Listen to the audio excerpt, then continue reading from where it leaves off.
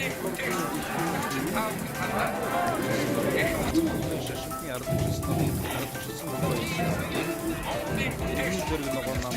бол Эрен Ньюс цаг үе цахим улс төрийн тайм.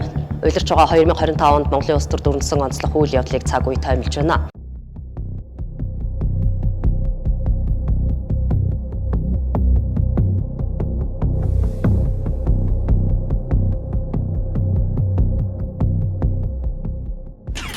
оны 6 дугаар сарын 2-наас 2025 оны 6 дугаар сарын 3-нд шилжих шөнө 5 жил тасралтгүй Монгол Улсын ерөнхий сайдаар ажилласан оюун эрдэнэ засгийн газар огцорлоо.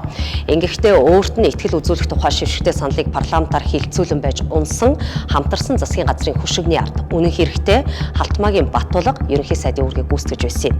Тиймээс л Галчин засгийн газар 5 жил доктортой ажиллаж чадсан байдаг юм а. Баттулгын заавраар оюун эрдэнэ төрийн бүтцэд огт байхгүй бүтээмжийн менежер гэх оронтоог нэмэгдүүлж 29 тэрбум төгрөгийн цалингийн дарамтыг төсөвт учруулж байсан юм. Эцэггүй ботчуудаар баруун зүүн гараа хийсэн Халтмаагийн Баттулгын төр зайдагнах санаарлыг тасан зогсоож түүнд эрх мэдлэрээ алга говчоор өргөж байсан Лувсан намсран оюун эрдэнэ гэх хогийн ургамлыг тасалсанд өсөрхөж хорсох бүлэглэл улс төрд олуулаа байгаа гэдгийг мартаж боломгүй цөвөн үйл явцууд Монголын улс төр дөрөнсөн жил болж өнгөрч байна.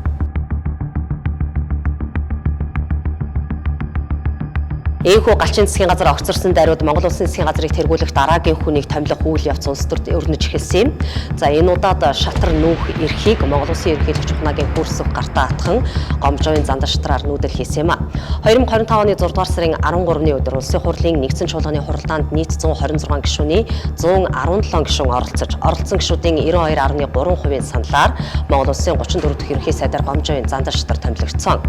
Парламентын бүрэлдэхүүний 90% нь оролцож баталсан 34 дахь ерөнхий сайд танхимаа хэрхэн бүрдүүлэх нь үндсэн хуулиар түүнд олгогдсон бүрэн эрх нь. Хачиргалтай түүнийг томилсон, дэмжсэн улсын хурлын гишүүд эргэж ноцсон зандар шатрыг огцруулахаар шинэ засгийн газрын 100 дахь хоногийг өгтөн сценарын дагуу улс төрийн найруулга тавьж эхэлсэн юм. Зандар шатрын засгийн газрыг огцруулах ээлжит сценаар төлөвлөгдөж байх хооронд тамга тэмдэг үзэл баримтлалын баримжаагүй манатаж явсан арчилсан нам ээлжит шин дарга сонголоо.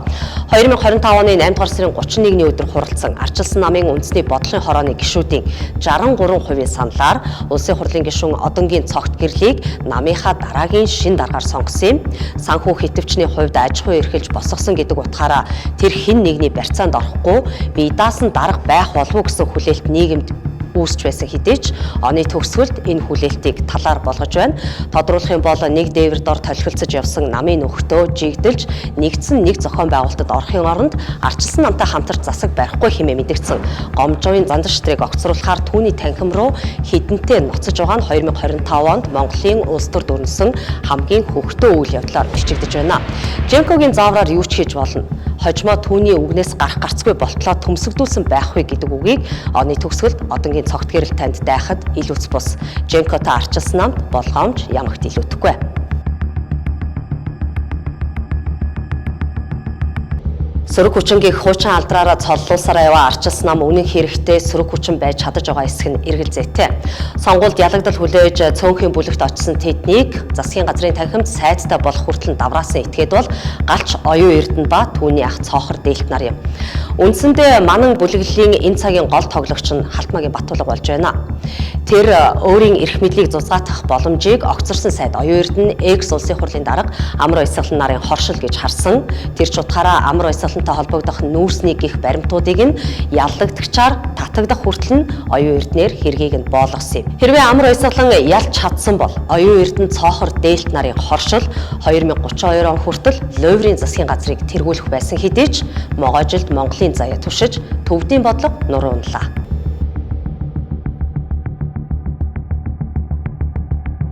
Төрийн минь сүлд өршөө хэмээс туссан залбирдаг твдэл хийдэг цорын ганц улс бол Монголоо. Энэ их үн хүнд хүндлэл бишрэл улс төрийн уугуй хүчин хэмээн өөрсдийгөө дөвийлэгдэг эрх баригчдын зодооноос болж бүдгэрэх шахлаа. Үндсэндээ уйларч байгаа 2025 онд Монгол ардын нам ба Женкоизмын тулсан тулааны эцэст бид үндсэн хуулийн системийн хямралд өртчээ гэдгийг бүрэн утгаар нь харж болох үс байлаа. Монгол улсын парламент Монгол улсын эрх ашигаас урвсан анхны тохиолдлыг анхны хурлыг улсын хурлын гишүүн Булган Туяа даргалсан нь бүх бүхэл бүтэн сценарын дагуу болж өнгөрсөн үйл явц байсан гэдгийг түүний саваагүй ам өөрөө гэрчилсэн юм. Өнөөдрийн байдлаар түүнийг улсын хурлын гишүүнээс нь эргүүлэн татуулах хэмжээнд бус дэд дараагаас нь чөлөөлөх хэмжээнд хариуцлага тооцоод өнгөрч байгаа бол улсын хурал бүрэн бүрэлдэхүүнээрээ үндсэн хуулиас урвсан, эх орноос урвсан, төрд тэрсэлсэн 3 ялд унах гин бий.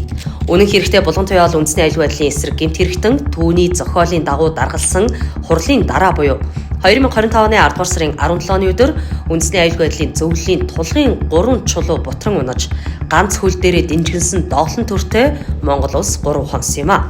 Үндэсний эрх ашиг тусгаар тогтнолд шууд занл хийсэн энэ аюулыг таслан зогсооход Монгол улсын ерөнхийлөгч ухнаагийн хөрс өх үндсэн хуулийн цэцгийн гишүүдийн түүхэн үүрэг чухал байр суурьтай байсныг тодтогох хэрэгтэй.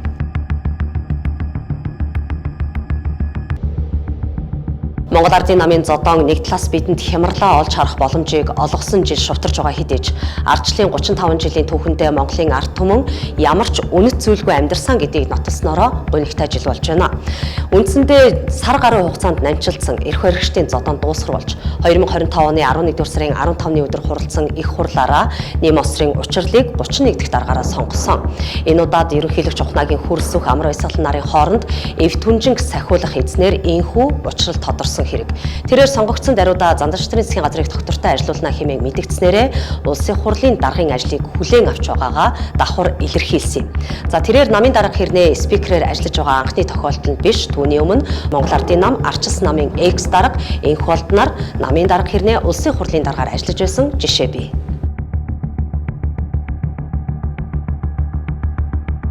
Их хурлаа авсан учрал ажлын анхны гараагаа өөрийн багийг бүрдүүлэхээс эхэлсэн учиртай. Учир нь түүний өмнөх спикерийн туршлагаар Монгол улсын парламент үндсэн хуулиас урвсан гажуу түүхийг бичсэн бол түүний эсрэг түүхийг бичих амбиц учралд хангалттай бий.